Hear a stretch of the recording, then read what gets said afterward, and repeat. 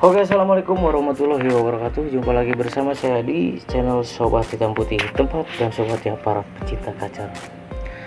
Oke sobat, kali ini kita punya sedikit tips tentang penanganan atau pengkondisian kacar giras. Kemarin kita mendapatkan banyak pertanyaan dari sobat-sobat kita. Mereka bertanya tentang keluhan dan bagaimana cara pengkondisian kacar giras. Kita punya pertanyaan dari sobat kita tentang kacarnya yang giras. Ada pertanyaan dari Bang Ahmad Ainul Yakin. Tip penjinakan kacar bahan giras Om.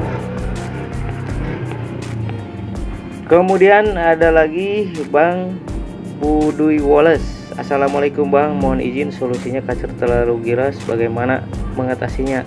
Terima kasih Bang, semoga sehat selalu keluarga.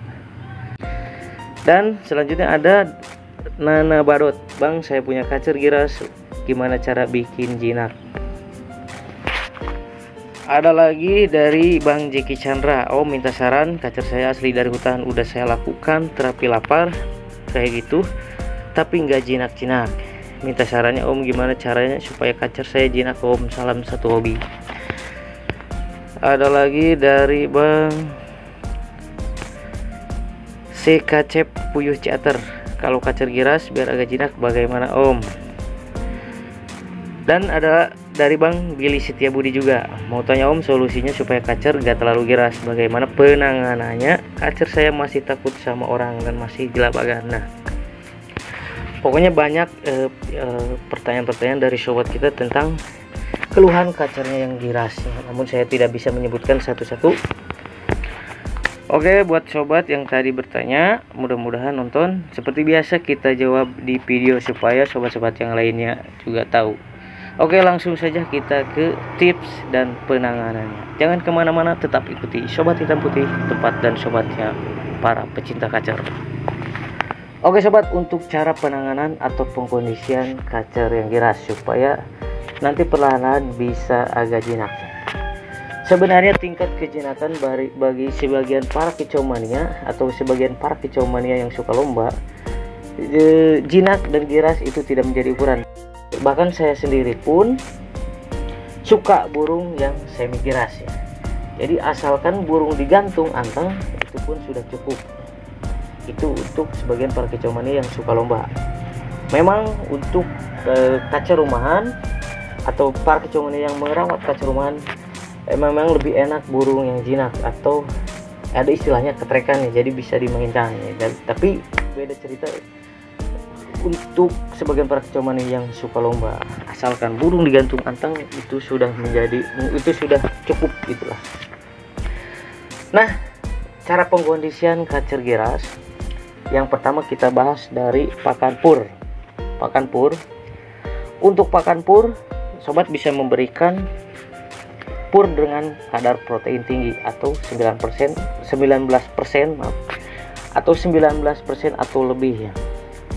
Jadi supaya birahinya tetap dapat ya, karena kacar yang biasanya birahi, semakin birahinya meningkat, kacar pun bisa semakin jinak.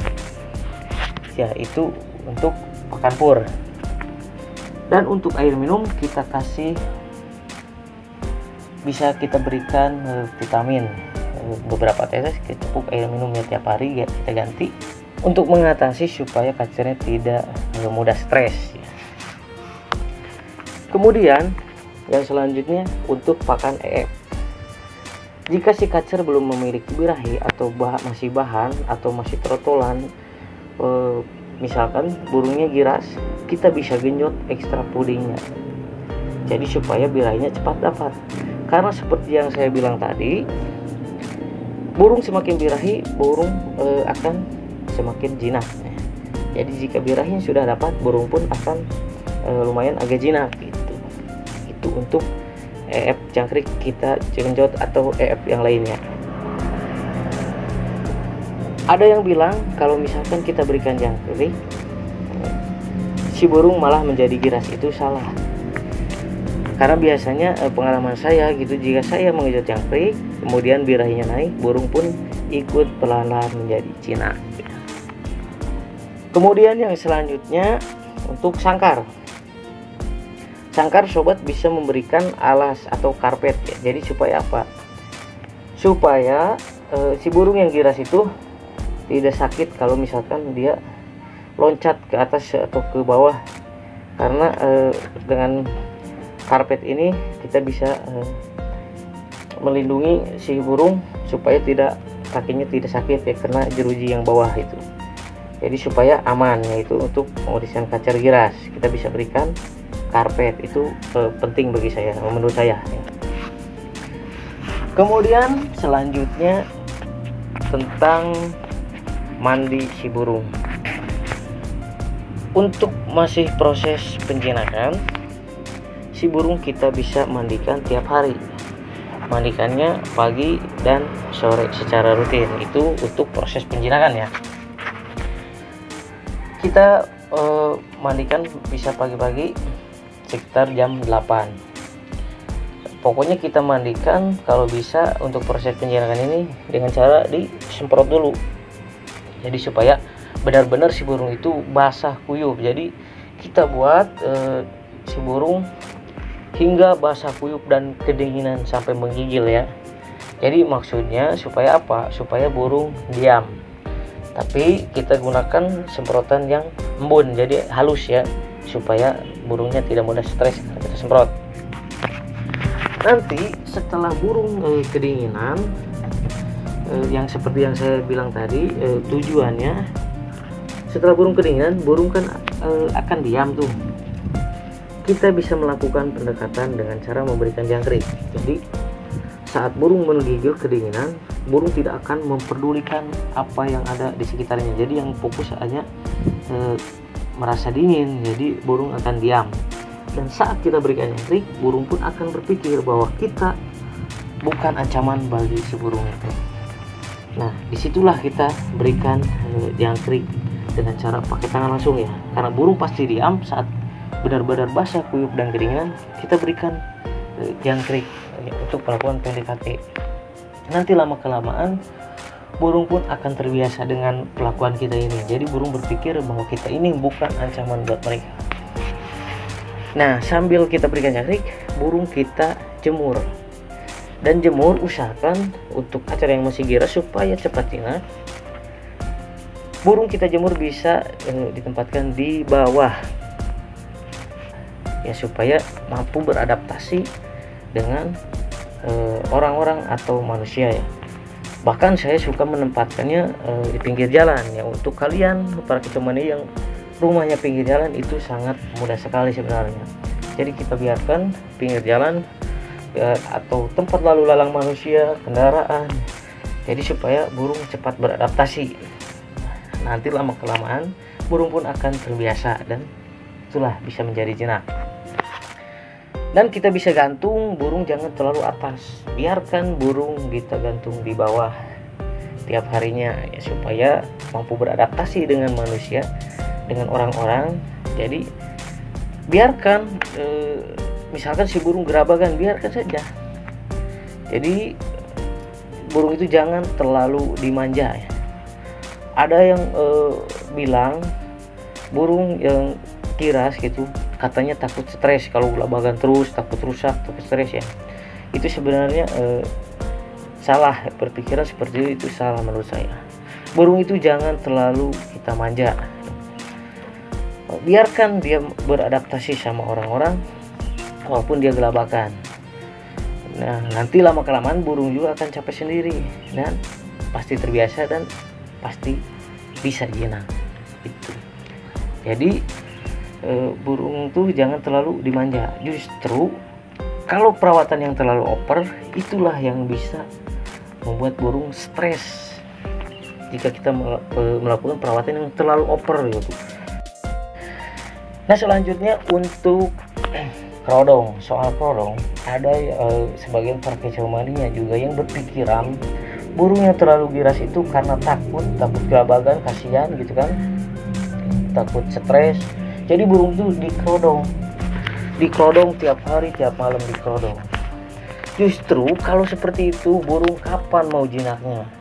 Memang bisa jinak mungkin ya, tapi dengan waktu yang lebih lama lagi gitu. Justru kalau misalkan seperti itu, burung kapan mau jinak? Nah, jadi kita bisa membiarkan burung waktu siang, burung yang giras tanpa kerodong dulu, tanpa kerodong, biarkan saja. Burung mau kelabagan, biarkan pokoknya. Justru kalau misalkan burung terus-terusan dikerodong, kapan burung mau jinaknya? Kan seperti itu.